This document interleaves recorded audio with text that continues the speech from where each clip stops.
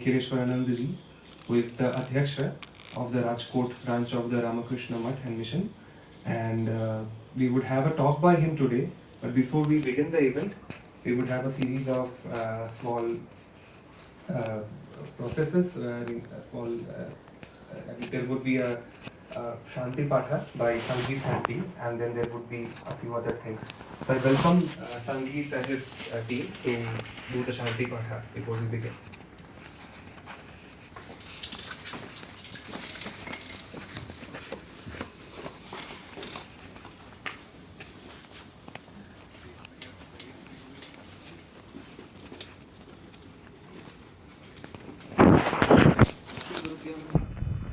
Harihi Om Sahana Vavatu Sahanau Punaktu Sahaviryam Karavavahai Tejasvinavaditamastu ma vidvishavahai. Om Shanti Shanti Shanti. Harihi Om Tacchayoravrinemahe Gatum Yajnaya Gatum Yajnapataye Daivehi Swasthirastunaha Swasthirmanushebhyaha Urdvam Jigatu Beshajam Shamno Astu Dvipadehe Sham Chatushpade. Om Shanti Shanti Shanti. Harihi Om Madhuvatartayate madhuksharanti sindavaha madviirnah santvoshadehi madhunaktamutoshasi madhumatpartivagam rajaha madhudyaurastu nah pita madhumanno vanaspatir madhumagam astu suryaha madvirgavo bhavantu naha. Om Shanti Shanti Shanti. Harihi Om Asato ma Sadgamaya Tamaso ma Jyotirgamaya Mrityorma Amritam Gamaya. Om Shanti Shanti Shanti. Harihi Om.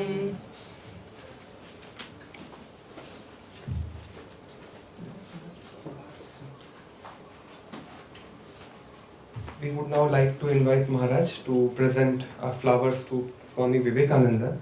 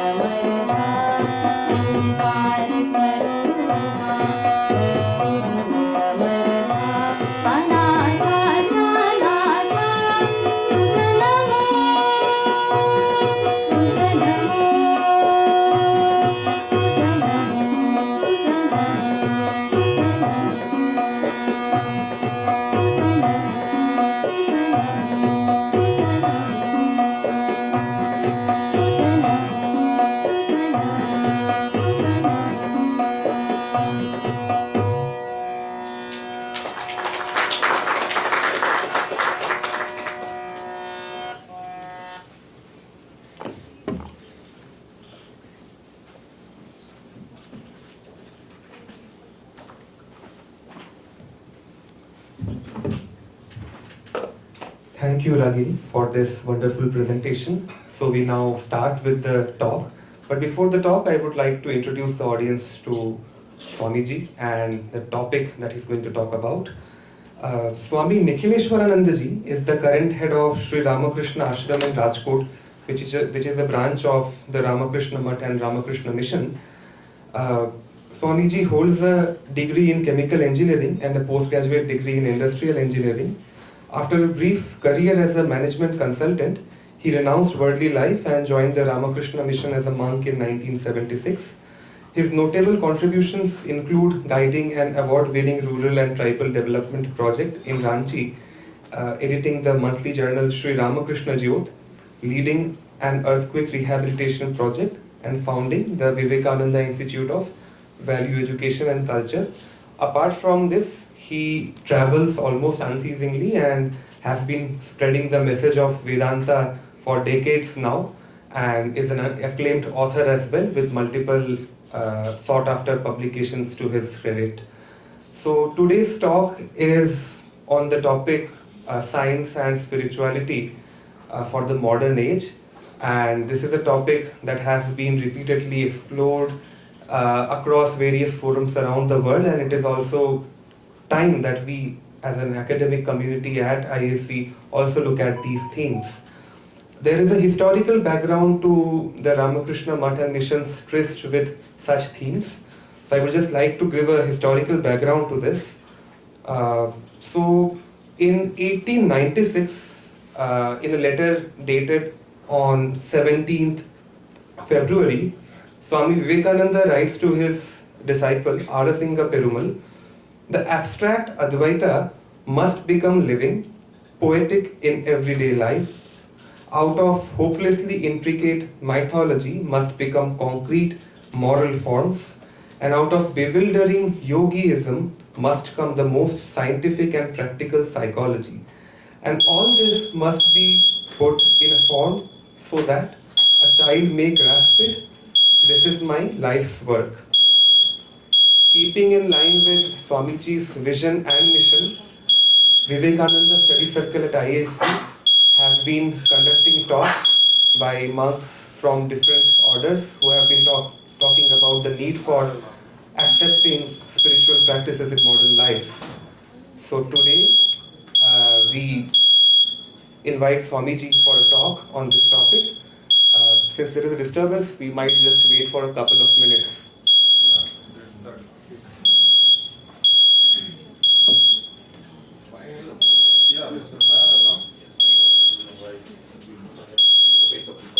Recently in Rajkot, there was a fire and 25 youth they died on the spot because of the fire. Just recently, there was a gaming zone. The gaming zone is from the department there. Who gave you the key?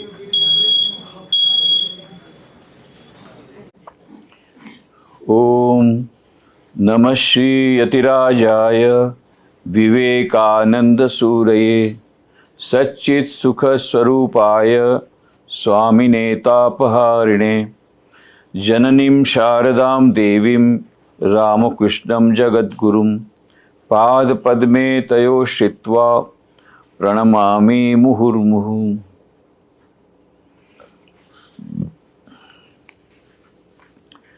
My dear brother monk, Swami Nikhileswaranandaji from Ramakrishna Math, Bangalore, all other respected dignitaries, guests present here, members of Vivekananda Study Circle of Indian Institute of Science, and Quite a bit.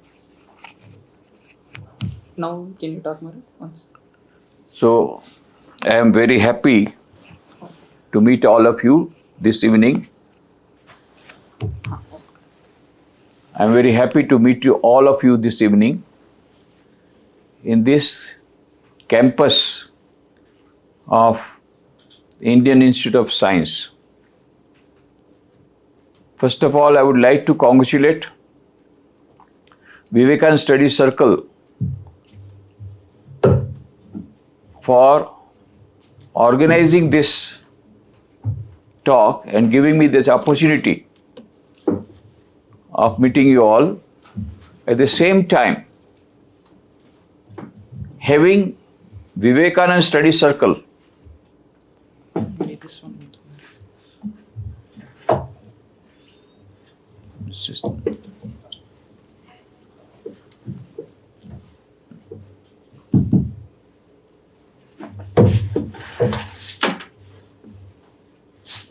We can give this one.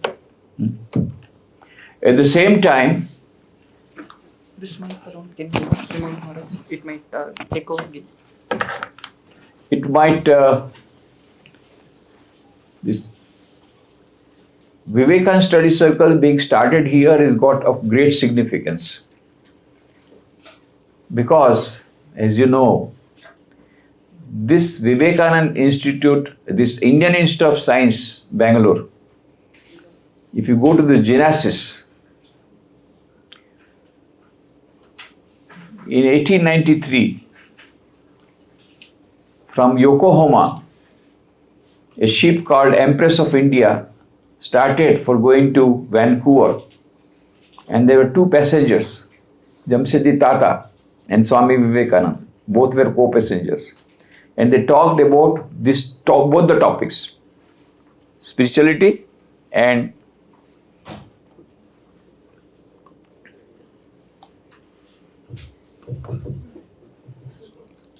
they talked about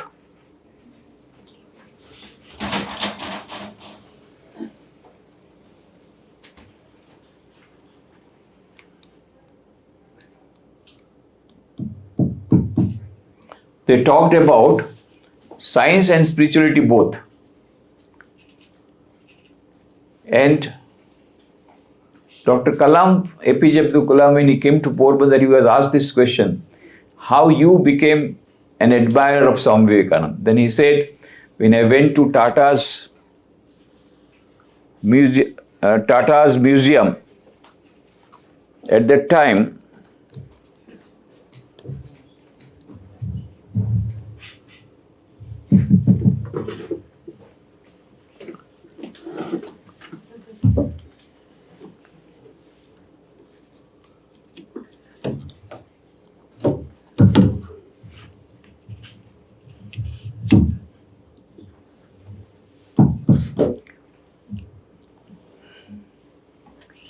scientific experiments going on. In the beginning, there was fight between science and spirituality, science and religion. Afterwards, there is now harmony is coming. So now harmony is coming. So Dr. Kalam was asked this question. Then he said, when I saw in the archives of Tatas a letter in the original handwriting of Jamshedji Tata, writing to Swami Vivekananda on 23rd November 1898, that you might remember me as a co-passenger from Japan to Chicago. I was remembering about your ideas on science and spirituality and of utilizing this spiritual force in a scientific direction. And so, with that, I have now devised a scheme, Indian Institute of Science at Bangalore, and I have already announced a donation of 30 lakh of rupees at that time. 30 lakh rupees. That was 1/3 of the whole scheme. 2/3 was to be collected. And the whole country has to be galvanized to cooperate with this scheme and to get the approval from the government, British government, very difficult. Then Swamiji Tata writes, I know not of a person who can be the general of this campaign than Vivekananda. Just imagine how much confidence he has got.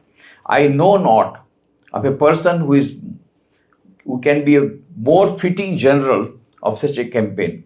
Would you please write some pamphlets, help people come for appealing to the people to come forward to help this scheme.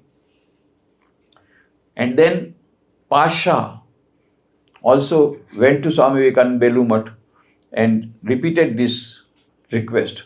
And then Swami Vivekananda wrote to editor of Prabhuddha Bharat, and Prabhuddha Bharat brought out a beautiful article that no other scheme in our recent times in whole of India has come up with so much of prospect for the development of India in the name of science and religion both. And so it's a great step forward. It will be a step forward, and all the public should come forward to help it. And then not only that, Swami Vivekananda put Nivedita on the job, Sister Nivedita.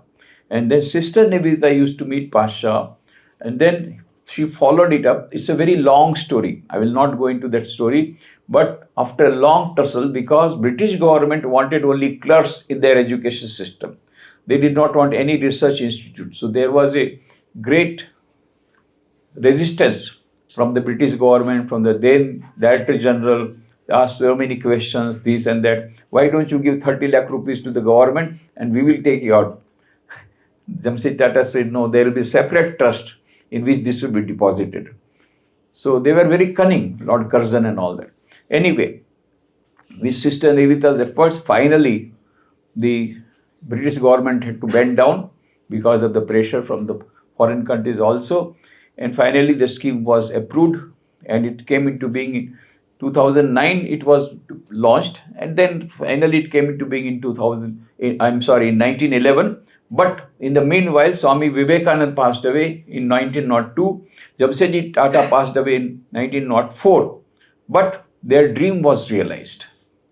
So, and this whole struggle that Sister Nivedita and others went through for establishing Indian Institute of Science, and it's a historical achievement.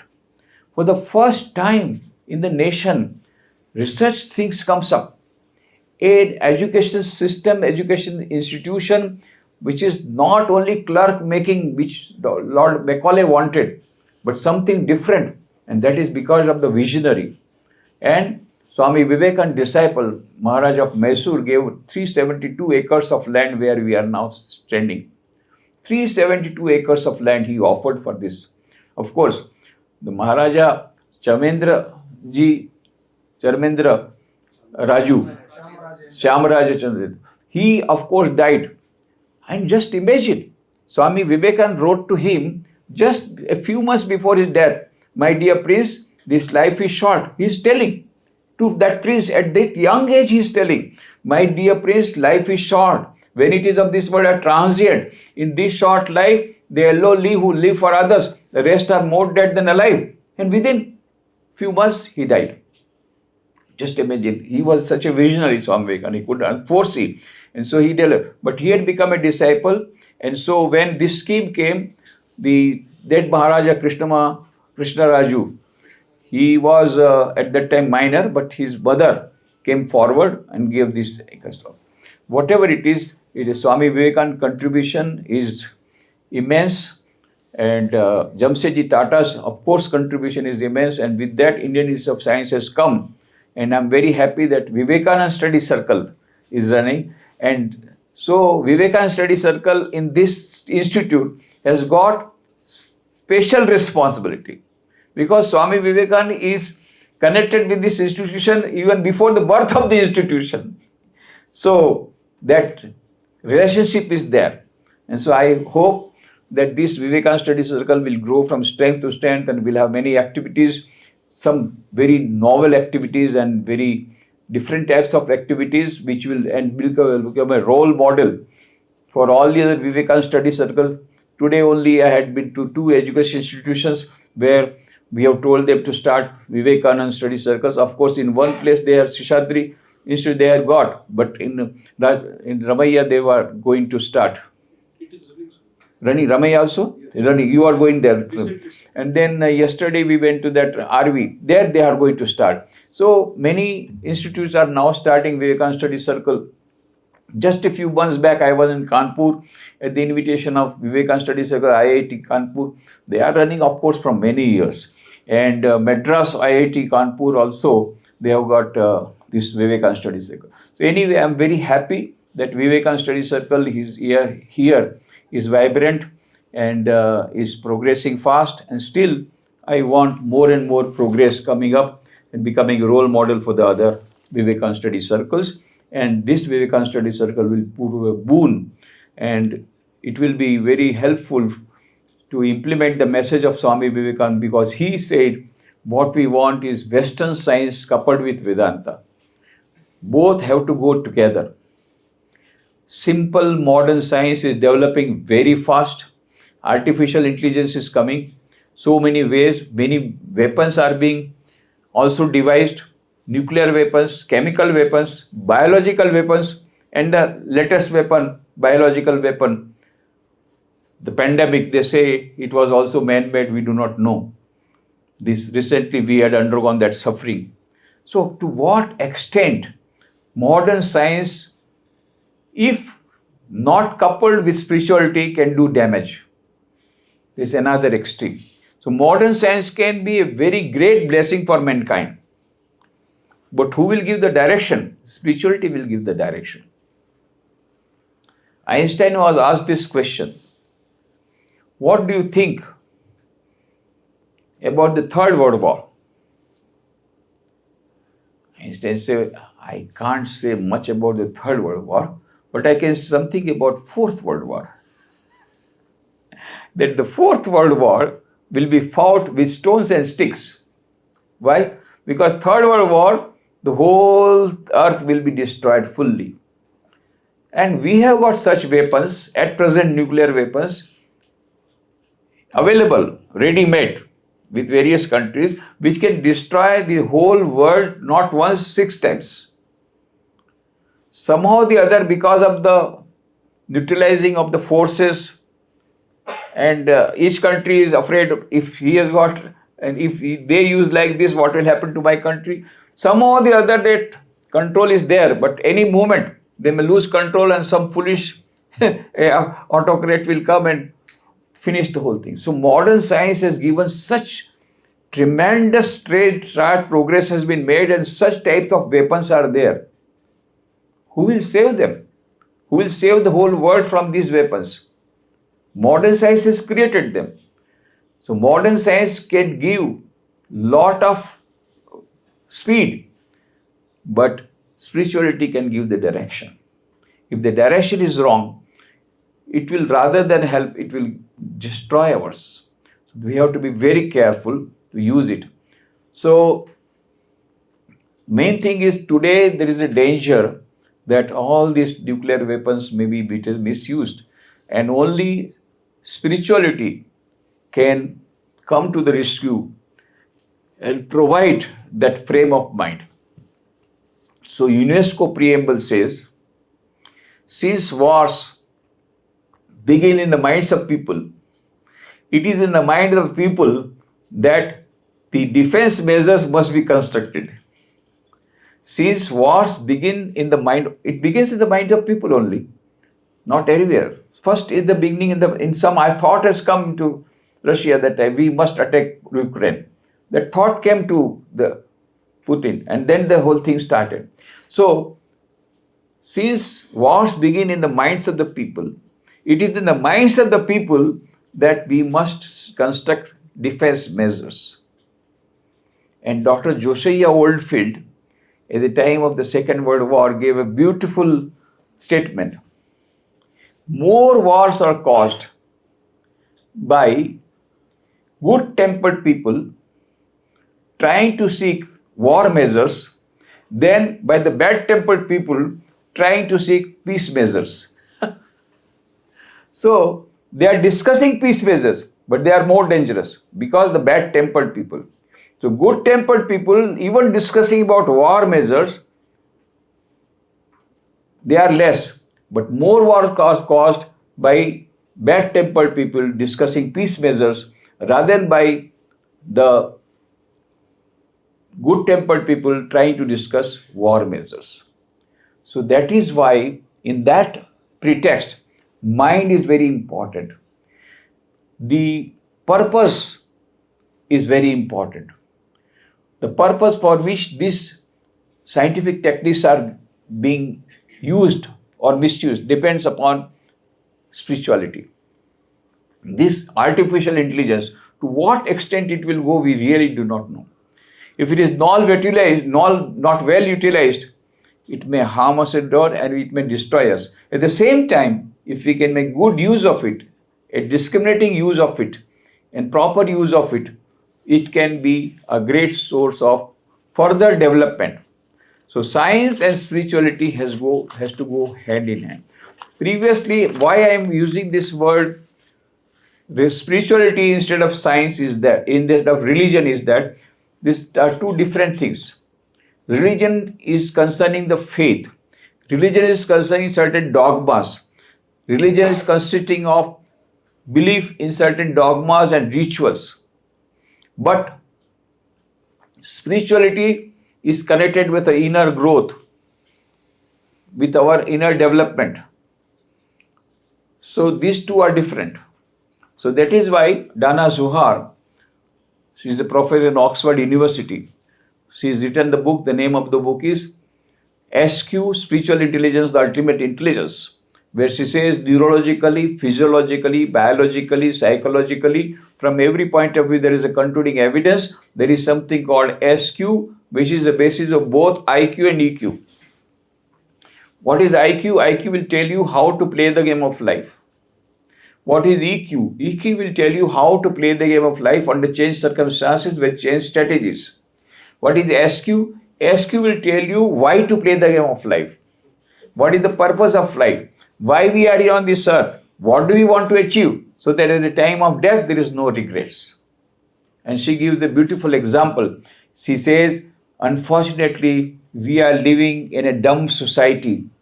We have forgotten the purpose of life. Very purpose of life. And that is why so many suicides increasing, so much of drug addiction, and so much of unrest in the youth, so much of violence. All these are product of unrest in the mind. And all this is because we have lost the purpose of life. We do not know where we are heading. We are going full speed. Nobody has time. If I say some young person, I say, please read the books. No time. Going full speed. But where do you want to go? I do not know. There's a beautiful Zen story. A horse was galloping at full speed and somebody asked, hey, where are you going? He said, ask the horse. I am not taking the horse. Horse is taking me. So we are not leading the life. Life is leading us.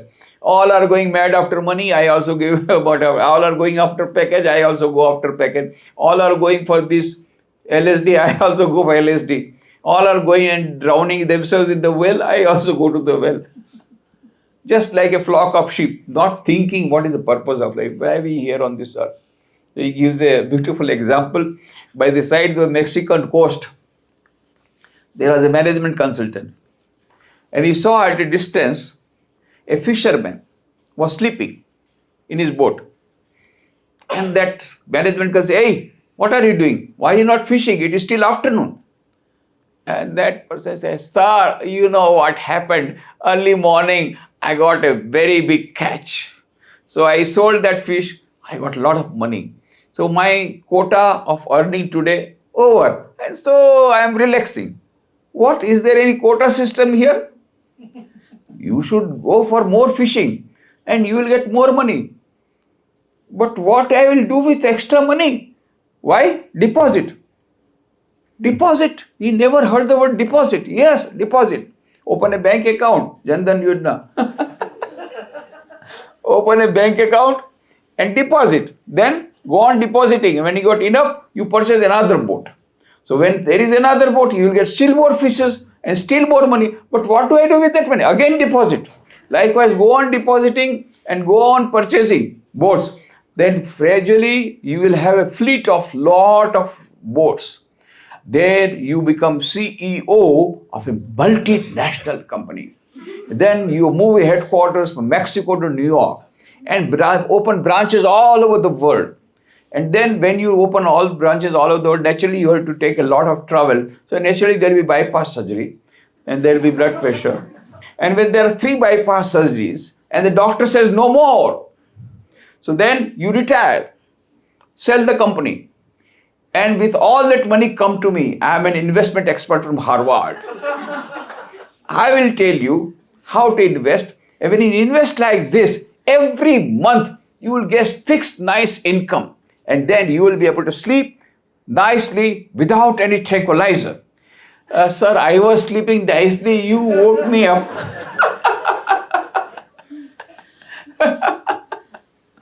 So, Dana Zuar says, this fisherman has got low IQ, doesn't know how to make money.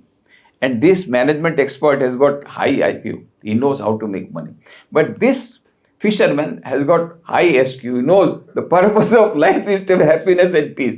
But this management expert, he doesn't have SQ.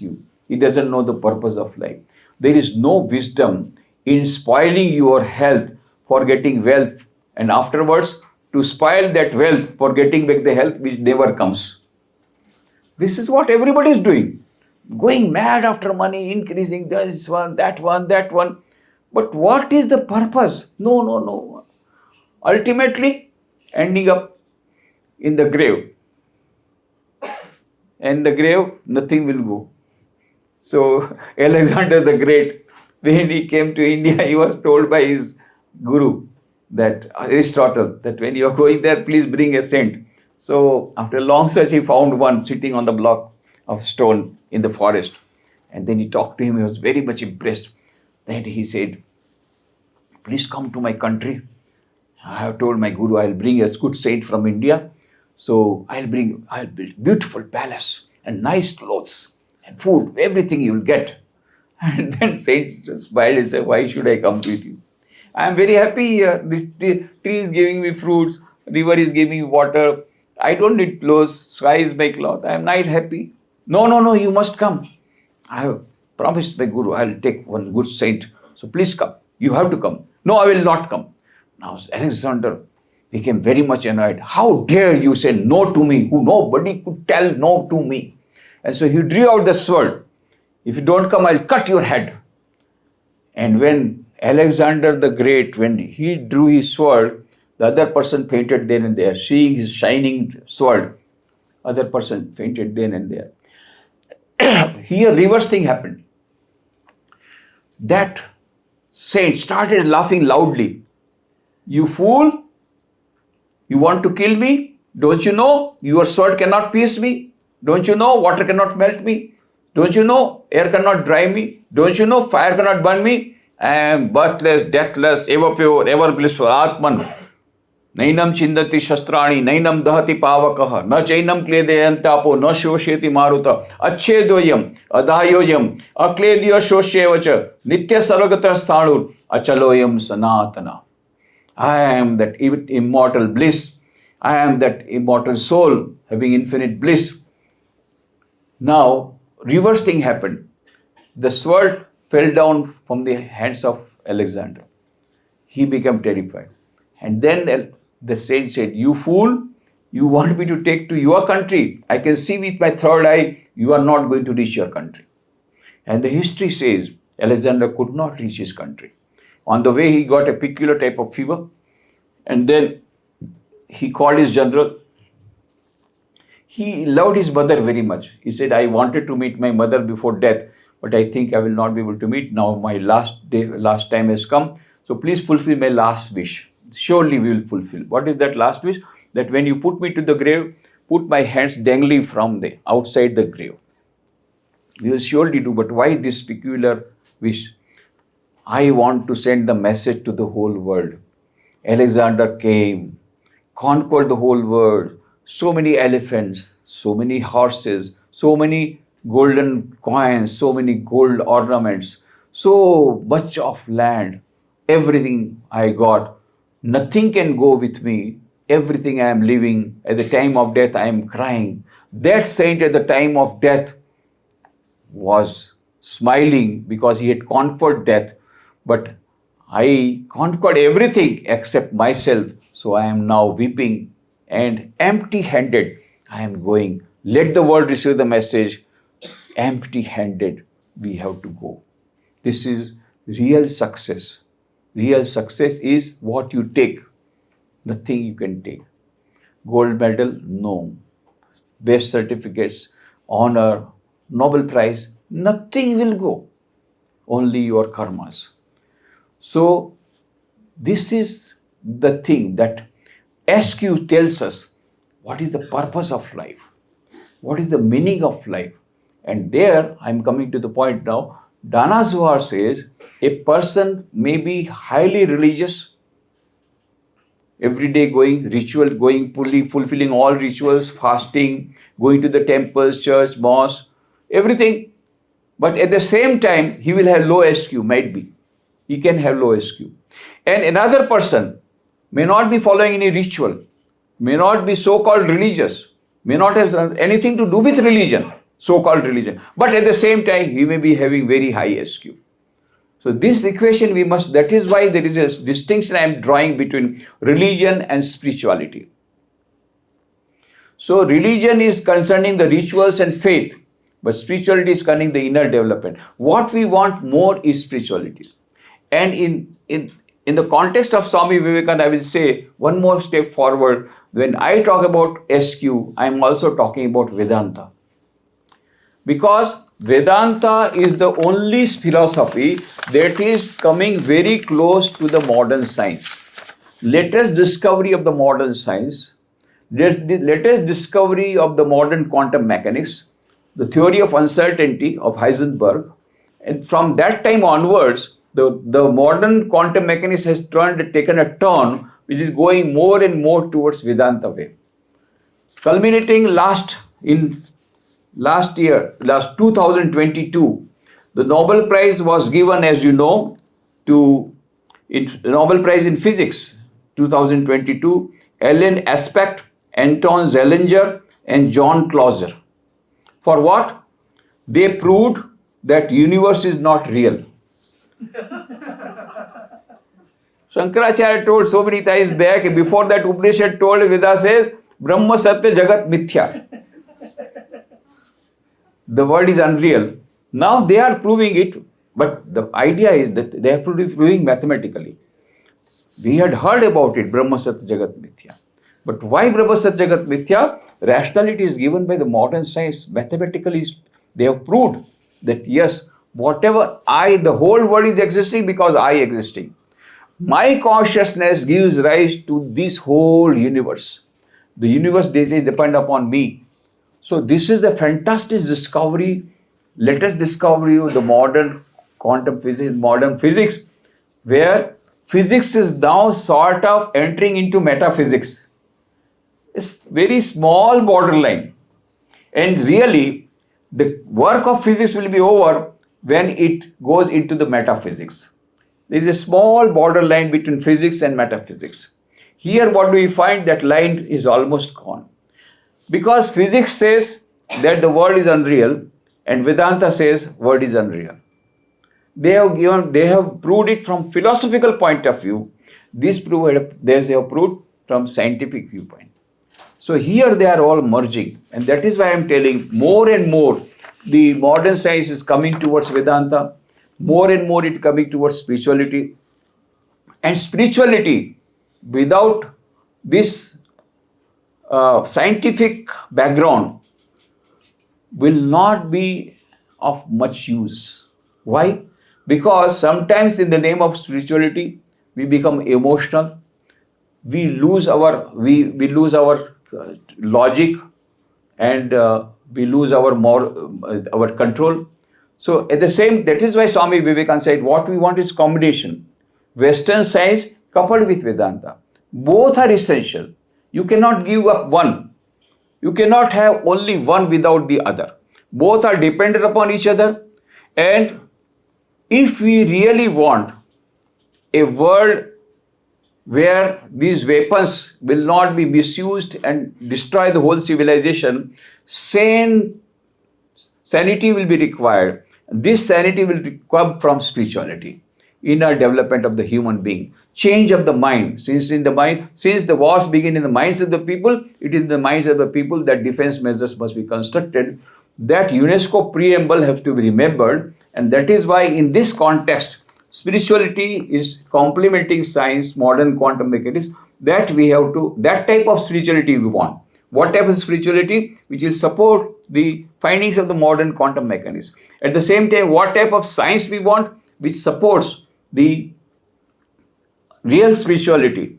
So both will be having there. So technology will give us speed, but spirituality will give us direction. So both are important. So science and spirituality should go hand in hand for real progress of humanity. And science is lame without spirituality, and spirituality is blind without science. This is what Einstein says, and the reverse can be also true.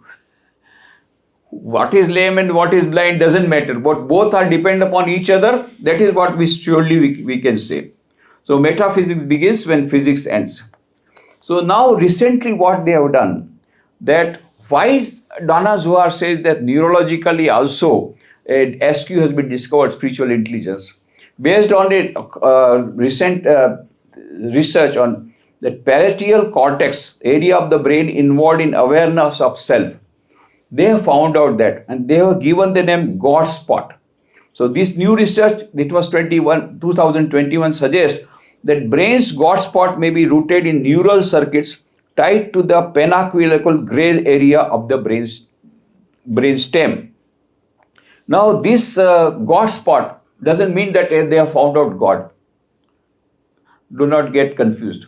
God spot is a particular spot in the brain when anything about spirituality is discussed. Here there is a spark. That is, they have discovered with the apparatus that there is a spark exactly at the spot where Shikha is kept by the Brahmins. Just imagine. And they used to say it is like jokingly we say it is an aerial by which the knowledge comes. But it is really so. Modern science says that is the God spot. That is the spot, SMS, that spot where the spark begins when you talk about spirituality. All the matters about spirituality comes there. After the recent discovery of the God spot and all other such researches converging into one point, that is what Dana Zohar has given all this research in one place and said that neurologically, physiologically, biologically, psychologically, from every point of view, there is a concluding evidence, something called SQ, spiritual intelligence. And she has gone into depth about the scientific explanation of what it is all about. IQ is a horizontal sort of neurons, and EQ is an aggregate of neurons which are in haphazard manner. And this SQ is giving the unity of all those neurons. It is unifying force. So neurologically they have gone much depth, and with that they have called that this basic purpose of life has to be there. So the greatest I will say the discovery of the modern science is this SQ, and we have to dwell more on this SQ, and this will be of immense importance and direct importance, particularly for the youth who have lost the direction of their life and who are really restless because they do not know where they are going, where should they go, they do not have any direction. It is at this time this SQ concept will help them, that there is a purpose of life. It is not that we have come here accidentally just eat, drink and go and die. No, we have not come to die. Why should you not commit suicide? Because suicide is not the solution, number one. It will give, you want to commit suicide because you are suffering more. But by suicide, you are increasing your suffering, because you will go to another Pret Yoni and there it will be more suffering. When again you have to be born again, and in the same circumstances, because of the law of karma, again you have to go suffer. So it is a reverse journey. And why they are talking about suicide is because they do not know the purpose of life is neither happiness, neither only enjoyment. The purpose of life is to have infinite bliss, infinite joy, infinite knowledge which is inside every one of us. So Swami Vivekananda gave the gist of this. How to develop SQ, he has given the gist of that in his book on Raj Yoga. Though he has not given the name SQ, but he was given the gist of the whole thing in his book on Raj Yoga 100 years back. What is that? 125 years back. Each soul is potentially divine. The goal of human life is to manifest this divinity within by controlling nature external and internal. Do this either by work or worship or psychic control or philosophy, by one or more or all of these, and be free. This is the whole of religion. Doctrines, dogmas, rituals, temples, churches, mosques are but secondary details. They are secondary details. They are not bad, but they are not important. How much I have achieved the manifesting the divinity, and how will you measure? That is the measurement of SQ. How will you measure? Sita pragyasya ka bhasha samadhistasya kesho sitadikim prabhashita kimasita vrajeta kim. What are the lakshana? What are the qualifications of a person who has reached the highest? So there is, he says, Bhagavad Shri Krishna replies to Arjuna in the second chapter with the Sthita Pragya Lakshana. He says, Prajahati yada kaman sarvan partha manogatan atmanyeva atmanastustha sita pragyasta dochyate. He is a Sthita Pragya. He has achieved his highest spiritual excellence. Who is he? He has given up all the desires, wrong desires. He has given up. Prajahati yada kaman sarvan partha manogatan. And he is happy with himself. He is contented with himself. Atmaneva atmana tushta. He doesn't need any external help to make him happy. No external help, no external matter, no external item, no external person. He is happy within himself. But I can understand whether I have achieved that highest state of spiritual excellence, SQ. But how do I know that other person has achieved or not?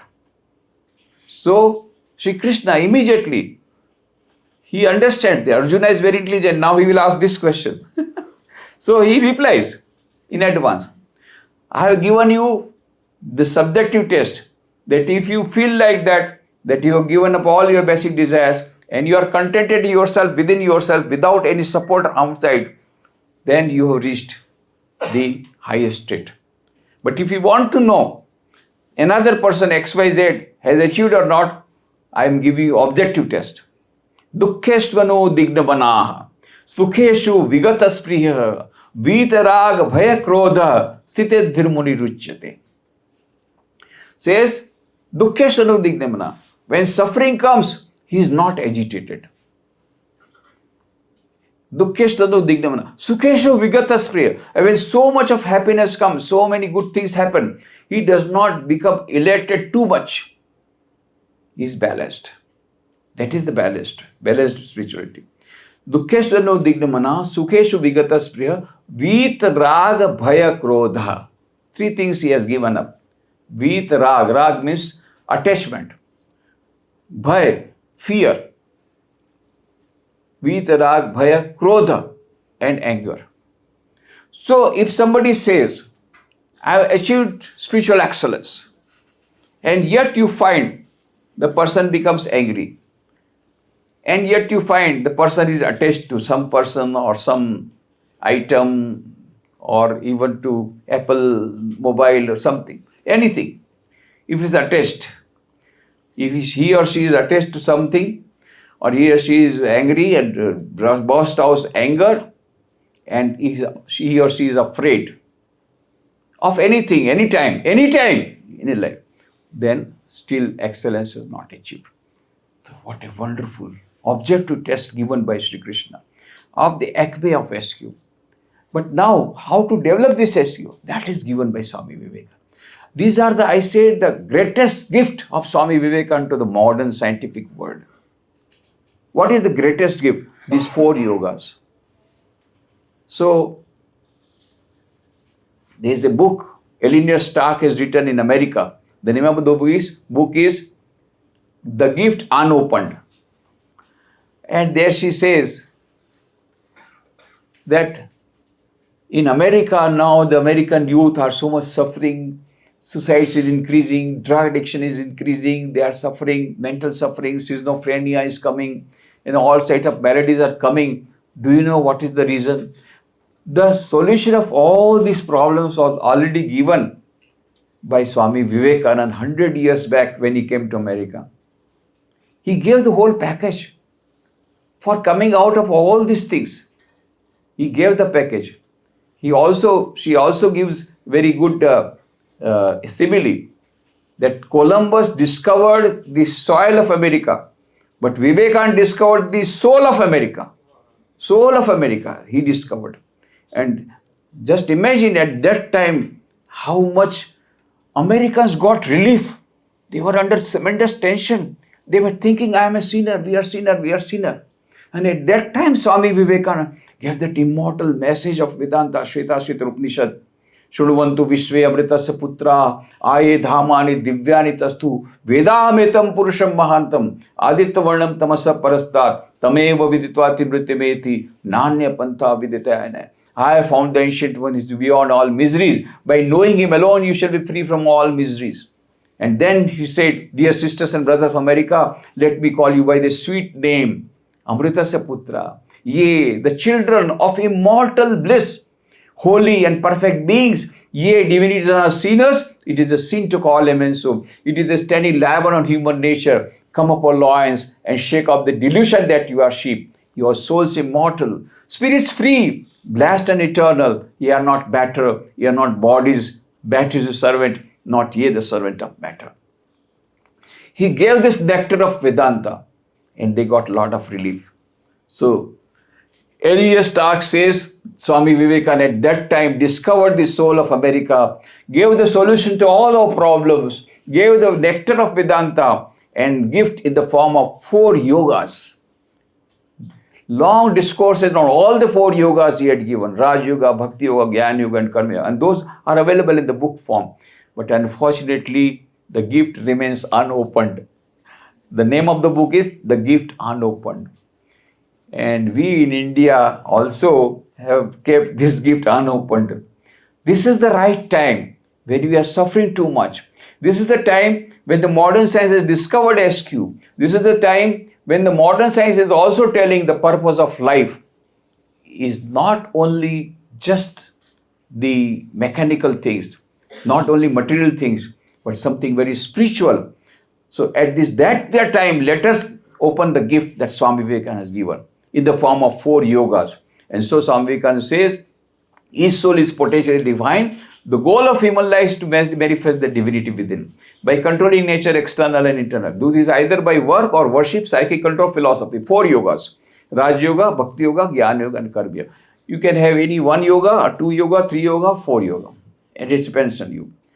So Swami Vivekananda asked this question, which is the better one? That you have to decide for you. No, what you have taken, that Swami Vivekananda, I have taken all the 4.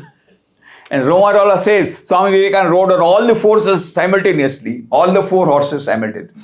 That is, he practiced all the 4 yoga. And Swami Vivekananda also says, in order to have an integrated personality, in order to have maximum utilization of all our faculties, let us have combination of all the 4 yogas. So whenever I go to the youth, I give them the formula.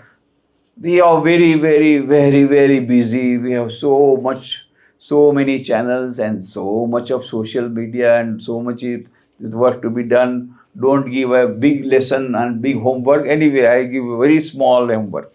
5-5-5, 5-5-5, very small. What is 5-5-5 principle?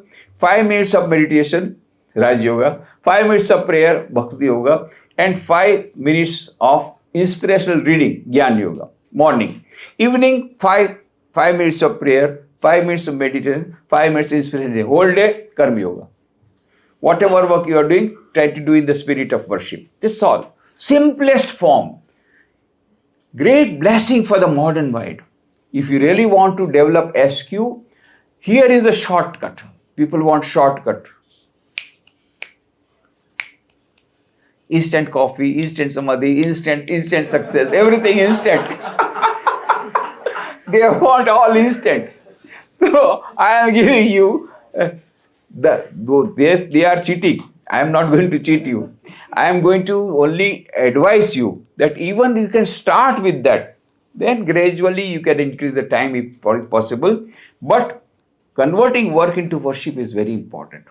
This is a new idea that is given by Swami Vivekananda. For our modern men, he knew that we are going to be very busy. We will have to carry out work. It is not possible for us to renounce the work. So he devised a new method altogether.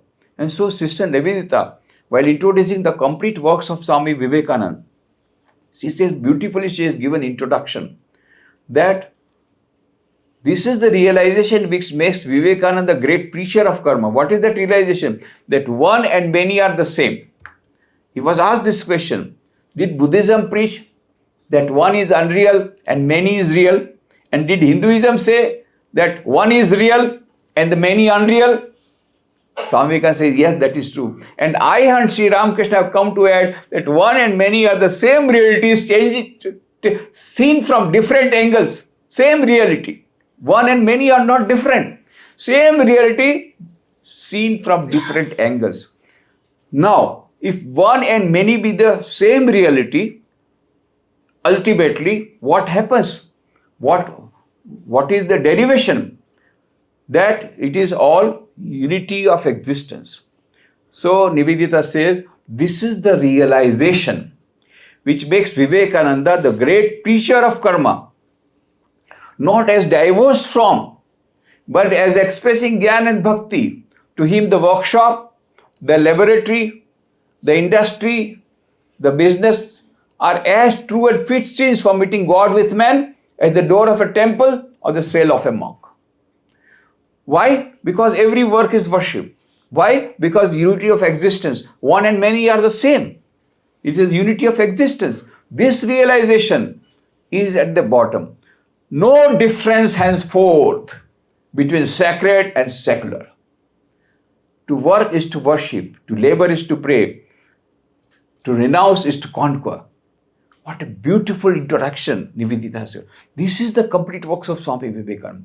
So these teachings of Swami Vivekananda, though he told 125 years ago, they are so fresh, so relevant, because we have not opened the gift that was given there. This is the right time. Let us open the gift. All the solutions given. All the problems that modern youth is telling is, all the problems I will say can boil down to one. That is, they don't have purpose of life. Once they discover the purpose of life, why are we here on this earth? Why we are existing? What do we want to achieve before we die? If once they come to know, then the problem is solved. Then they will go in a proper direction. They will not be directionless. There will be speed, but that will be speed with direction. At present, speed is there, but the direction missed. We do not know where do we want to go.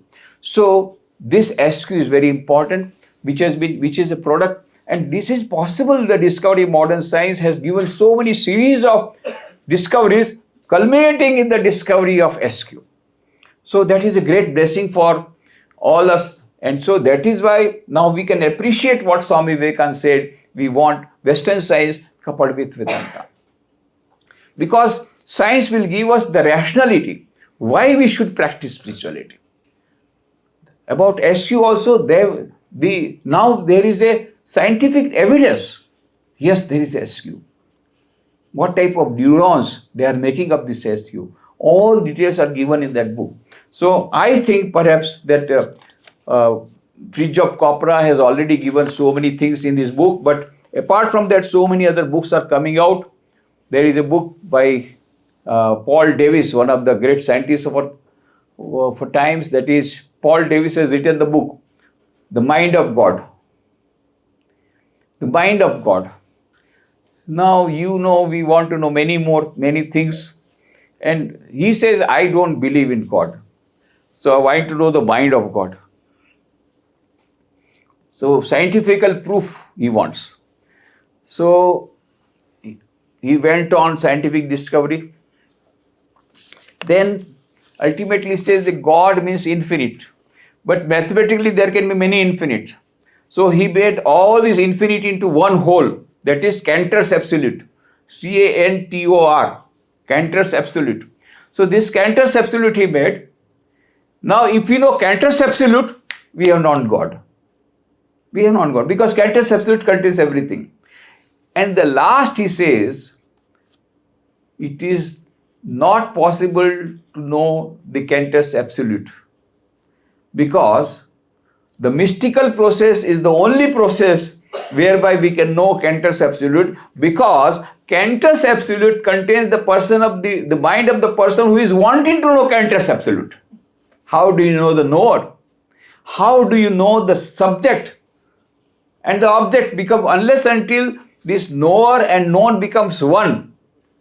This Triputi Ved goes knowledge, knower and known. If three become one, then only you get the knowledge and realization. The same thing is given in a different language by Paul Davis in his book, The Mind of God.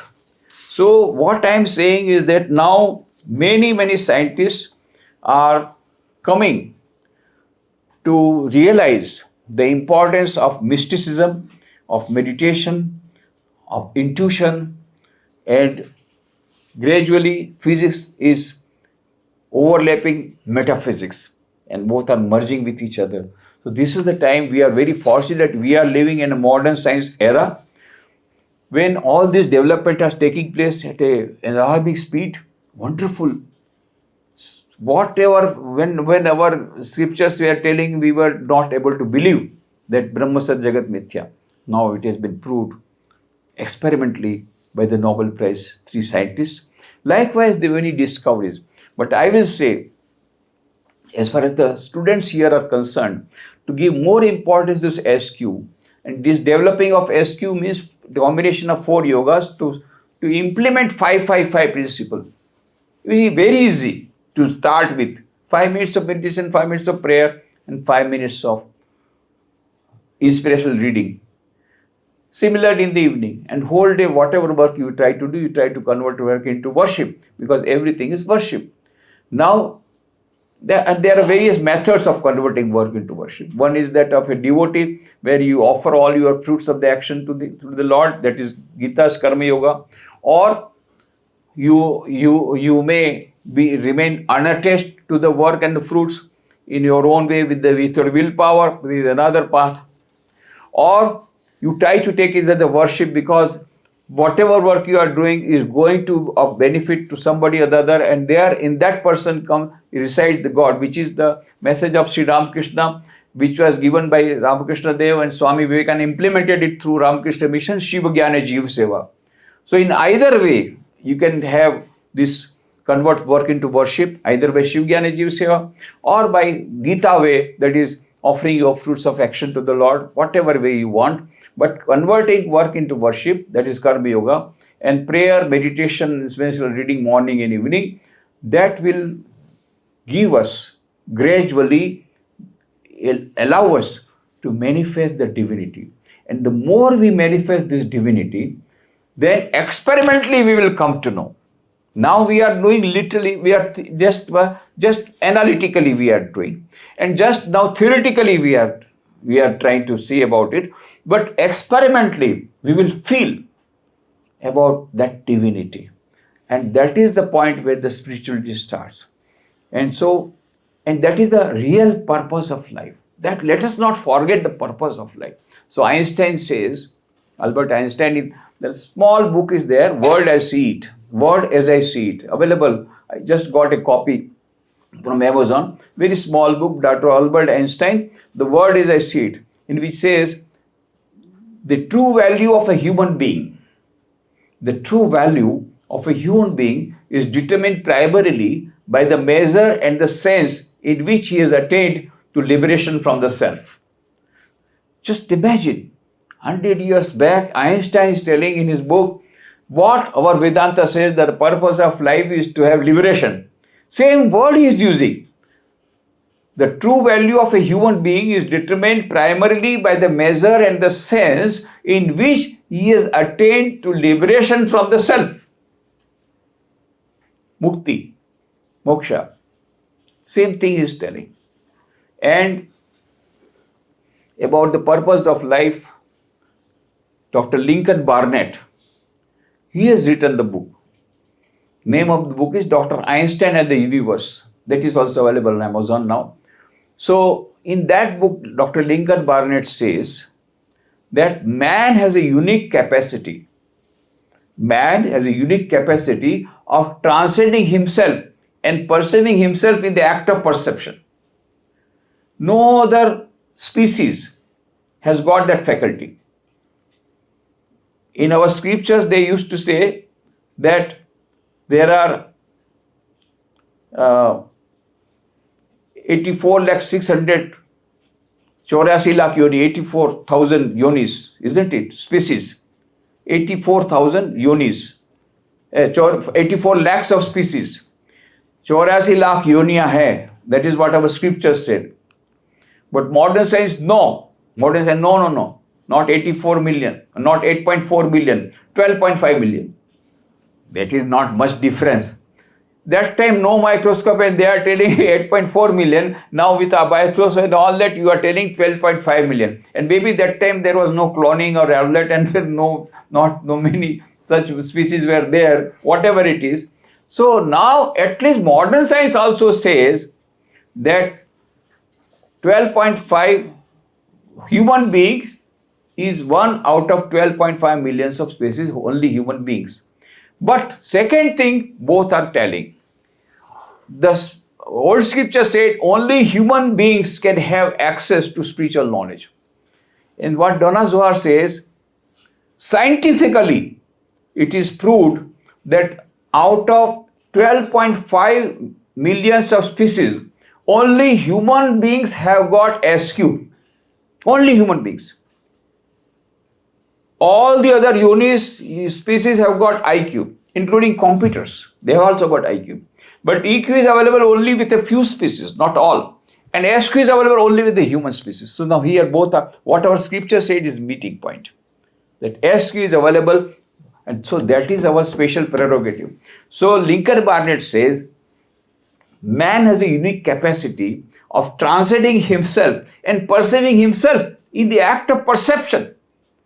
So Niels Bohr, another Nobel Prize physicist, says, man is an actor and spectator in this great drama of life simultaneously. Simultaneously. You see, there is a fight going between Bhim and Duryodhan. Okay. Now Bhim just takes up the gada and hits Duryodhan. Duryodhan dies. And so all the people, they know that Duryodhan has died because great hit he has given. So, but when Bhim is trying to hit Duryodhan, he knows that I am Bhim, I am playing the role of Bhim, and he is playing the role of Duryodhan. At the same time, he knows my name is Suresh, his name is Ramesh. After 5 minutes, we are going to have coffee in the green room together. He doesn't forget that. And so outwardly it appears he is hitting, but he is not hitting hard because he knows I have to take coffee with him after 5 minutes. So that is why Niels Bohr says a man is an actor and spectator in this great drama of life simultaneously. Thus, this faculty is only with the human being. No other species can have actor and spectator both. They can be only spectator or they can be only actor. They cannot be simultaneous. This is a special prerogative of human beings. So that is the special prerogative. So there is a beautiful book by Teilhard de Chardin, Phenomena of Man. You know, he was a Christian father. He was a botanist, scientist. So his books were not published, were not allowed to be published because that went against the orthodox religion. After his death, posthumously, that book was published. The name of the book is The Phenomena of Man, Teilhard de Chardin.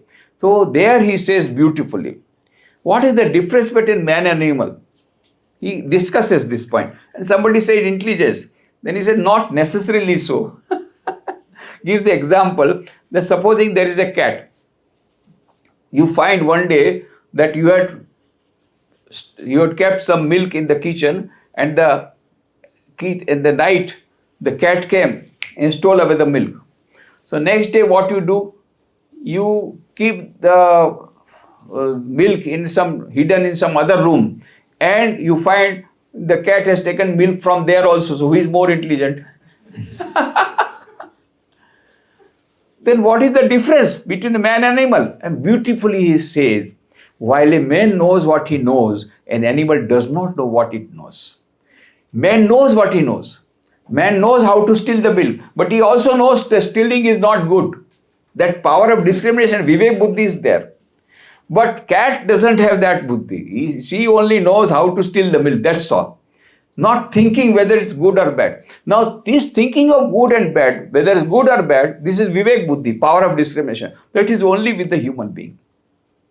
That is why we say, those who have got high Viveka, power of discrimination, they are greater. And the person who has got highest Viveka is called Vivekananda. That is why we worship him. That is why we respect him. Vivekananda. His name itself is Vivekananda, full of Viveka. Viveka means discrimination. And that is what differentiates a man from an animal. So this difference we must know. We must know, our youngsters must know that we are human beings. We cannot be like animals going only for just by following our urges, natural urges. No. That is animal. They can do it. But we have to have a Vivek Buddhi. We have to have discrimination, whether it will be good or bad, whether it will be beneficial or not in the long run. What will be the result ultimately? And also, most importantly, a cat or a dog can never think about the purpose of life. It is only human beings who can think of purpose of life, which is a special prerogative. Man is an actor and spectator in this great drama of life simultaneously. So let us go on acting, at the same time let us be spectator. And that is all mindfulness all about. Being mindful of what I am doing, where I am, what is the purpose of life, which direction I am going, am I going the right direction? That is mindfulness. So we have to be mindful and we have to practice mindfulness, we have to have introspection and remember that we are human beings, we have a special purpose of life and we are so fortunate that we are living in a scientific age where the modern latest discoveries of the modern science are confirming all the facts of Vedanta given thousands of years back. So what we want is science, we also want religion, spirituality, not religion but spirituality, Vedanta. So both go in hand and lead us to the Supreme. So I am very happy to talk to you. Thank you very much.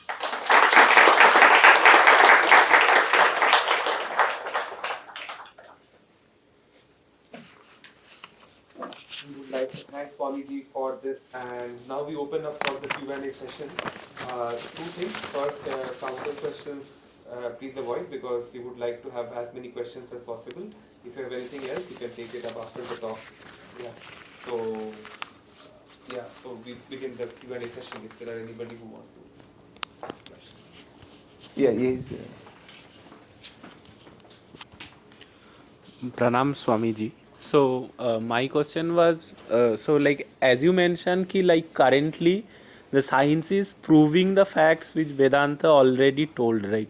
So but there is a tendency in like at least youth like us, ki like we had lost Shraddha on like this like Vedanta and all, and we always try to seek a improvement from science to prove it, right? But like what is your suggestion toward us to get back that Shraddha?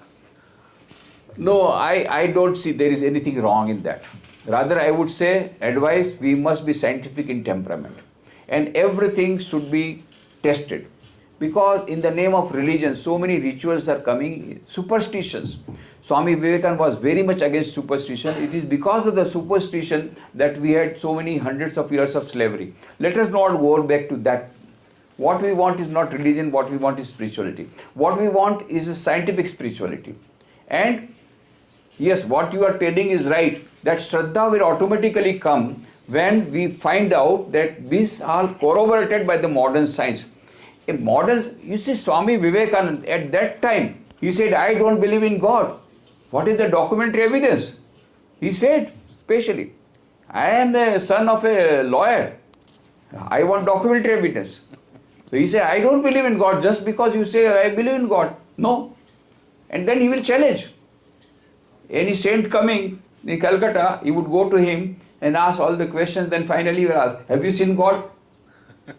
Nobody could reply. But he wanted to know truth, not that he was wanting to insult the saints. No, he was so eager to get the truth. But he could not believe because he wanted scientific proof. And so he went to Maharishi Devendrath Tagore, father of Rabindranath Tagore. He used to stay in a boat, in a small steamer in a cabin, and used to meditate. When he heard like that, and he also established Sadharan Brahmo Samaj. So one day Narendranath, his name was Narendranath Dutt, he was the son of a lawyer, that is Vishwanath Dutt, he was a lawyer, High Court attorney, he was in High Court, Calcutta High Court. So he went to Maharishi Devendranath Tagore and sat down, and when he opened his eyes, Maharishi Devendranath Tagore, his meditation over, he said, I want to ask one question. You are so much meditating on God all the time. Have you seen God? Then Maharishi Devendranath Tagore said, my dear boy, your eyes are beautiful, those of a yogi. And Narendranath became so much disappointed. I want my answer. I don't want the appreciation of my eyes. And so he became disappointed. Then one day, he had gone to the college. He was studying in Scottish Church College. That day, what so happened, that the professor who was teaching English literature was absent. So the principal, Professor William Hastie, himself came to take the class of English literature. And he was teaching them the poem Excursion, written by Wordsworth. And there, a description comes that the poet goes into a trance, into a superconscious state, going through after seeing the nature. And so the students asked, sir, is it possible that somebody can go to a superconscious state, a samadhi state? Is it possible? Then Principal Professor William Hastie said, yes, it is possible. I have seen a person who frequently enters into that stage of superconsciousness. If you want, you can see that person, because that person stays in Calcutta only. There is the temple, Dakshineshwar, Mother Kali, and there he stays. So Narendranath said, chalo ye Babaji ko bhi dekhte hain, pariksha karte hain. He always wanted to. He will not accept anything before verification. So he went there. When he went there, Sri Ramakrishna was talking to the devotees about God and all that. So he sat down for some time. Then he said, enough, I have learned enough from you about religion. Now you answer my question. Have you seen God? And for the first time he received satisfactory reply, yes, I have seen God. Second sentence, I am seeing him more intensely than I am seeing you. If you want, you can also see him. But you have to enter spiritual practices. What a beautiful answer. Science of religion. Science says H2 plus A2 is equal to H2. Hydrogen, oxygen will get water. I don't believe. Hydrogen is a gas, oxygen gas, how it can give water? It's not a question of belief. Come to the laboratory, have a hydrolytic process, and if you don't get water, then you tell me that H2 plus O2 doesn't give water.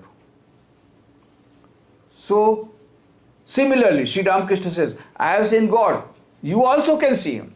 But you have to come to the laboratory and make an experiment and carry out spiritual practices. And Narendranath, he was very sincere. He wanted truth. So he immediately accepted the challenge. Yes, I will do spiritual practices. And that is why in Kashipur Garden House, in 1886, one day, he had that realization of the Supreme, that is Samadhi state, when he felt that his body is not there. And then suddenly he told his brother, his father, where is my body? Where is my body? They said, here is the body. You are not able to see? No, I am not able to feel. Then he touched his brother disciple Abhedanandaji. Abhedanandaji felt like an electric shock. After that, Sri Ramakrishna called him. You see, now you have seen the state. After some time, after a few hours of this Samadhi state, he came down, normal state. When he met Sri Ramakrishna, now you have known what is Samadhi state. You had a glimpse of God. Now I will lock it. You will get, ultimately, at the time of death, this door will open. Because you will have to do Lord's work. You have to do lot of Lord's work. After your work is finished, again you will get Samadhi state. In between also twice he entered into Samadhi in America.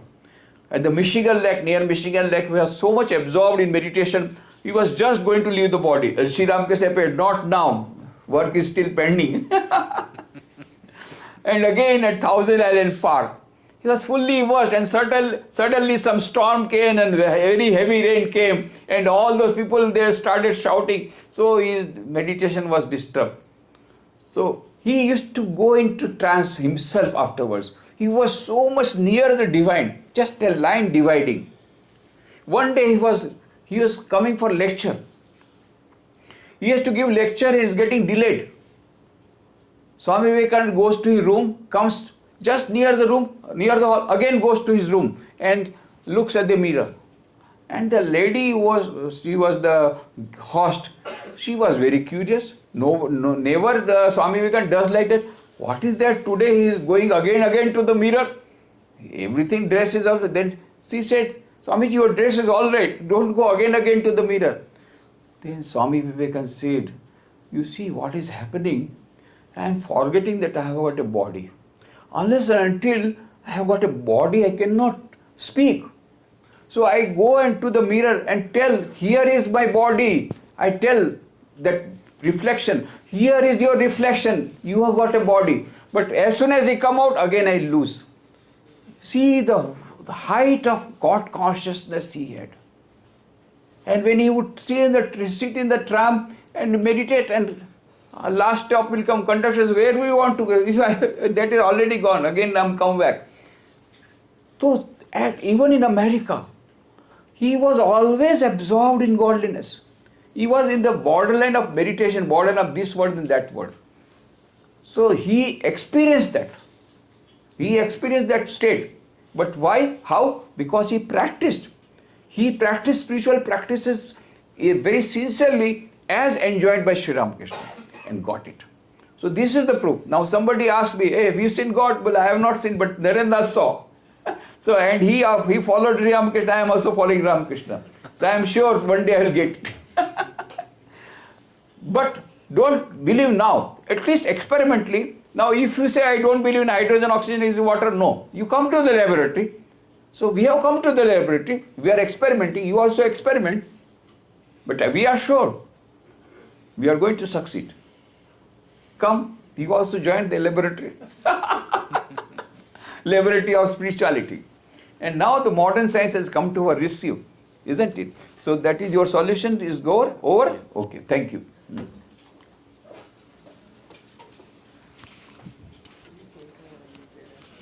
Let us now go back to superstition. Let us say goodbye to all superstition. Nothing, no blind faith. All rational, all spiritual, all scientific spirituality we want. No, what is it? Can I ask? Yeah, please. I have two questions. The first is you spoke of the tuft of hair that Orthodox Brahmins keep, and you seem to suggest that that practice came into being because of a certain correlation with the brain area that is supposed to govern spirituality. Now, my area of research is Ayurveda, and I'm fairly well versed in ancient Indian texts relating to anatomy and physiology. The fact is, these texts do not connect brain with either mental activities or consciousness. It was the physiological knowledge contained in ancient texts is understandably primitive.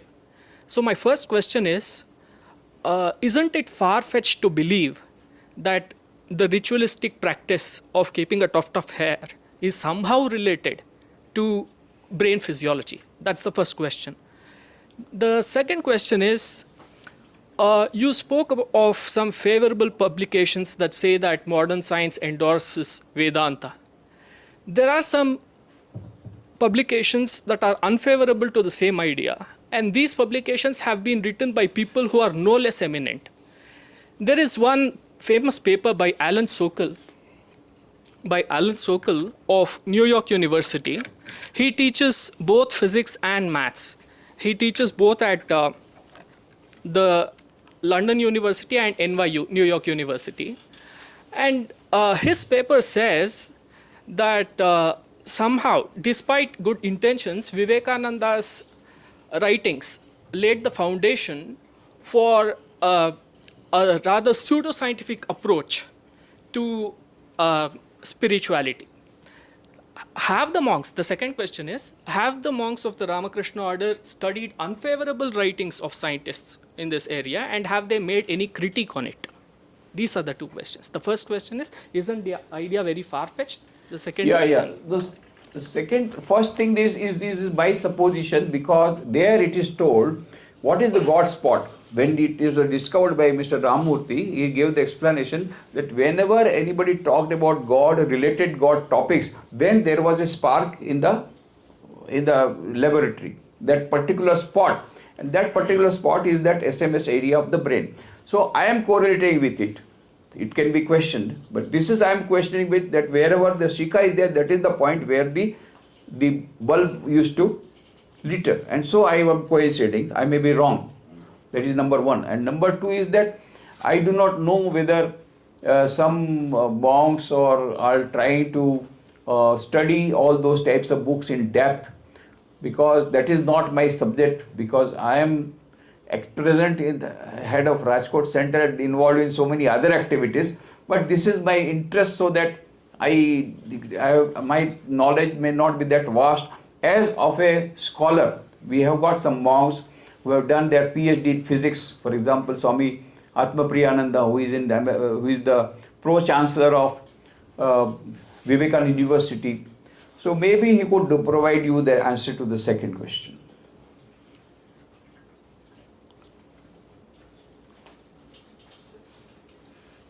Here.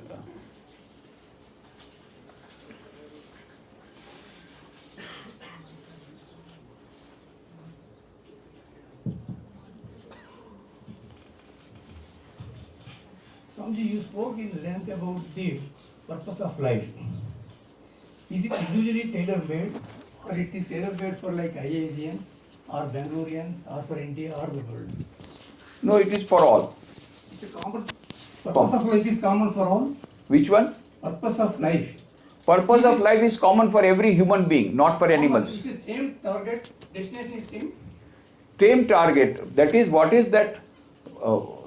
The thing is that irrespective of caste, creed, color, religion, nationality, the purpose of life is to find out the meaning of life.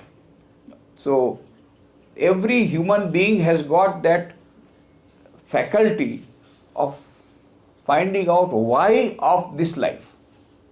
So this SQ is all related to finding out the meaning of life. Now, as far as the procedure is concerned, for developing that SQ, that may differ. That may differ not only country-wise or religion-wise, even within this room also there may be people who will follow some other method, doesn't matter. These are matters of the differences are matters of details.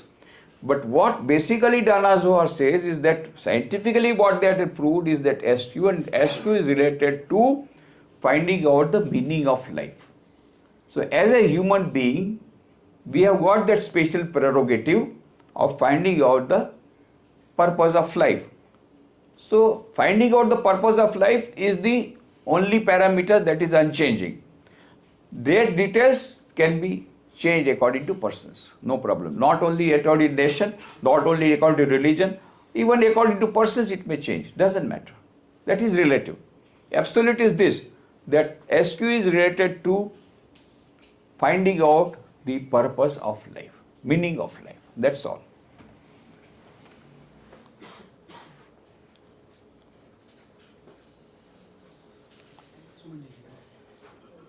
I have just follow-up question on this. The purpose of life is same for all, or it's like different for all? You have to find out.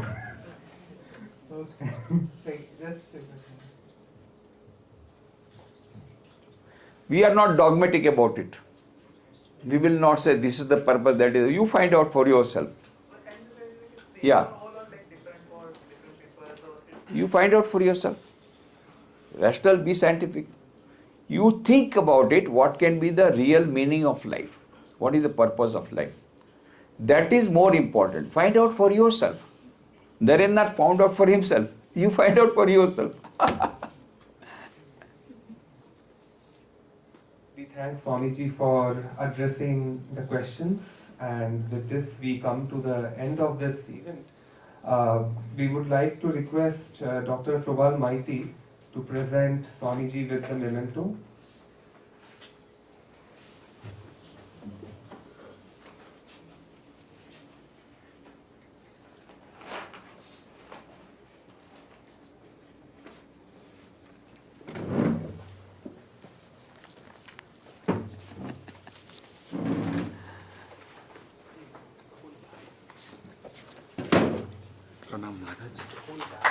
Thank you. Thank you.